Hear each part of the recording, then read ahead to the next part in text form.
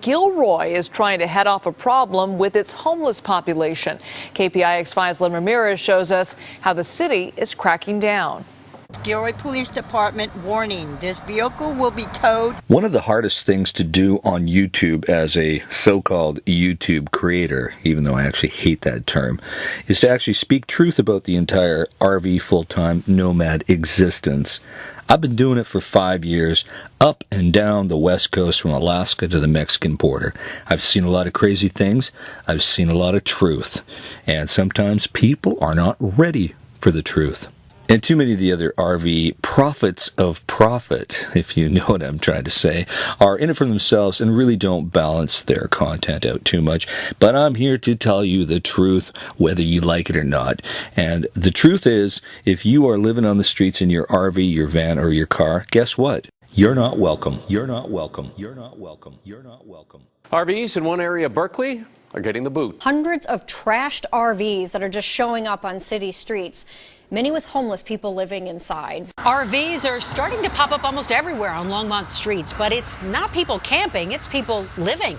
And now the city's trying to do something to get these homes on wheels to move along. And how do I know you're not welcome? Well, it's because you are not part of the local community. I want you for a moment to put yourself into the shoes of the city leaders, the city councilors, the mayor's office of any city you live in. Who do you think are more important to you to get reelected and to run your city?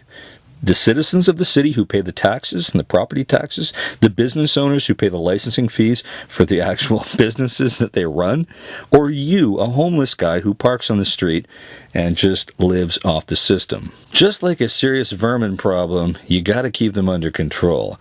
Every city leader knows there's going to be homeless in their town. It's just inevitable. But you don't want those numbers to grow, because once they grow, the problems just grow. Now, the good news, folks, is most people who live in their van, their car, their RV on the streets are actually pretty law-abiding people, and they don't cause any problems. But I would say at least 15% of them have criminal justice issues, mental health issues, substance abuse issues, and are generally antisocial. So as the numbers grow, if the numbers stay steady, the 15% are crazy and criminal. You don't want the 15% to represent a large number now, do you? Business owners in the San Fernando Valley want the growing number of people living in their RVs driven off their streets. KCAL 9's Amy Johnson is live in Chatsworth with a campaign to crack down on the homeless. Amy. Alina, there are plenty of streets in Chatsworth industrial area that look like this, lined with RVs. I spoke with some of the people living in these. They say that the RV parks are either too full or too expensive, and they have nowhere else to go.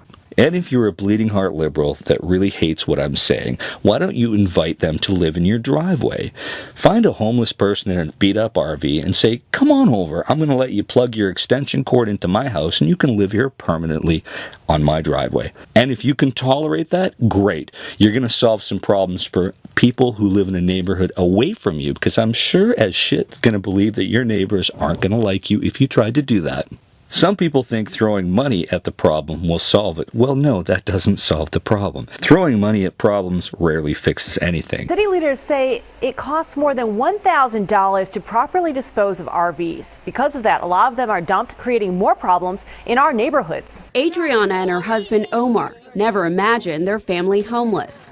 They were evicted from their $1,200 a month studio in East Palo Alto when Omar hurt his back. There are cities around the world where they throw money at the homeless, and the homeless just grow because it goes against nature.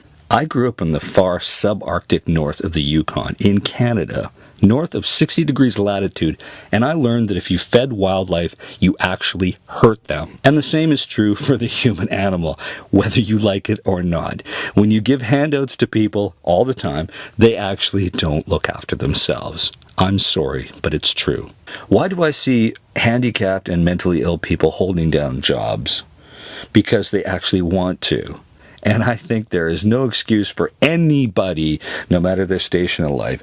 There's actually blind people who have jobs and income. Yes, it is possible. I'm not suggesting it's possible for all of the most entirely, completely disabled, because it's not. But the ability as you live, breathe, and think to improve upon your station in life is always there if you're willing to do it. And anybody who thinks life cannot be improved upon is fooling themselves, and they are actually subscribing to a defeatist philosophy of living. And I disagree with that. Everybody in America talks about liberty and freedom. Guess what? Everybody gets liberty. You're free to say as you choose, you're free to speak your mind. But actual freedom costs money, and you have to pay for that. Do not expect the state or the government to pay for your freedom. No, freedom is economic, folks. After 5 years of living a pretty normal, and I would even say boring middle-class lifestyle in my RV, it's just life, folks. I would say the only thing that made my life have any fun and meaning was the ability to have resources to make it normal so people didn't bother me. So to have that freedom, you need money, so that you have a place to live, a place to exist, a place where nobody bothers you. Maybe Bob Wells is right. Living the most boring lifestyle, twiddling your thumbs in the desert, in the winter, with nothing to do and no recreation at all, and being totally away from cities, maybe that's the way to go. So if you're willing to hide in the forests and the deserts all your life and live on $600 or $700 a month, perhaps you might find your little piece of comfort and joy. But for the rest of us RVers, we need a lot more money and resources, and we want to have fun, and we want to live a normal existence. Call me strange, call me weird. I like to live like a normal person with all the comforts of life. So the next time the police knock on your door, or you hear a story on the news about homeless people in RVs bothering the citizens of your town, realize you need to think from their perspective. These people have invested a lot of money to build a nice community, and you're not contributing much living in an RV. So think about it from their perspective. So it's time for you guys to move on, get a job, find a way of supporting yourself, or do like Bob Wells says and hide in the deserts and the forests. It's up to you. In the meantime, folks, stay safe, keep your wheels in the ground, and I'll talk to you soon. Over and out. Police told me that they're still looking for 2 suspects. The loss expected to be here now more than $300,000. RVs line Nordoff Place in Chatsworth. You can look around, everything is dirt. Danny Aslan owns cosmetics made in USA. It's a big problem. Business owners have gotten so fed up, someone painted a curb red a couple months ago. Now they've signed a petition started by Scott Caswell to get the RVs out of the area. The RVers are dropping their refuse on the ground, their sewage, etc., as well as sprawling, and then when they need to defecate or whatever,